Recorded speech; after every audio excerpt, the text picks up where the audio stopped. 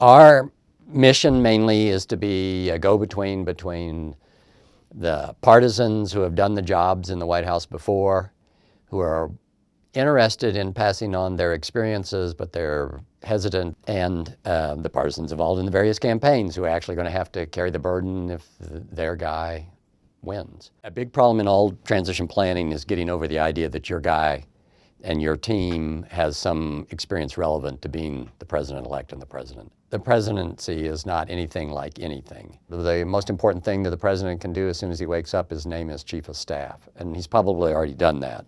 For the staff, it's about managing this tsunami of presidential wannabes, people who are putting their resumes forward, people who are making recommendations, calling in, trying to get positions in the government. Many president-elects do this. They sequester themselves. They're trying to gain accurate information about the budget and accurate information about the state of the economy and national threats and all that sort of stuff. They're trying to take all that in.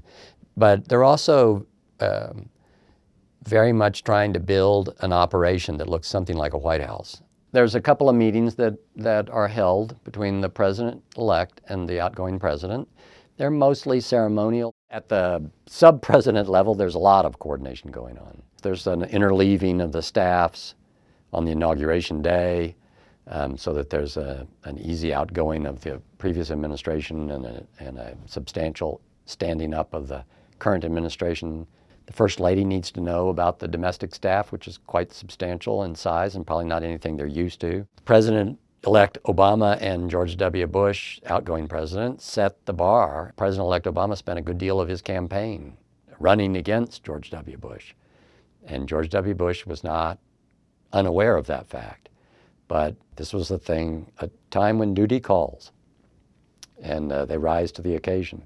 Clinton's campaign, they spent too much time focused on settling on the cabinet, and they didn't put the White House staff first. Carter had completely separate transition planning, but they weren't integrated into the campaign. One good lesson from the Reagan transition is that you have to plan ahead and you have to have a team separate from the campaign doing the planning. The original advice was jettison the campaign. I think one of the most important things that we've discovered and pass on and have really reversed is that notion.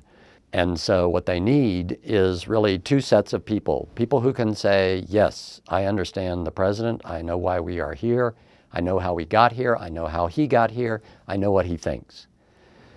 And there is another group of people who need to be able to say, this is how Washington works. One of the regularities of presidents since Eisenhower is that the president's day gets longer and longer and longer through the 100 days. The president works harder and longer every day because that's the only way they can make room in his schedule for the things he wants to do and that they want him to do, is to put it at the end, make more room in the president's schedule while making him work harder. The modern presidents work about 14 hours a day. And there's very little difference between presidents. They all work about 14 hours a day. So age, partisan agendas, none of that has any impact on the length of the president's workday. And I think that's a reflection of the burden of duty.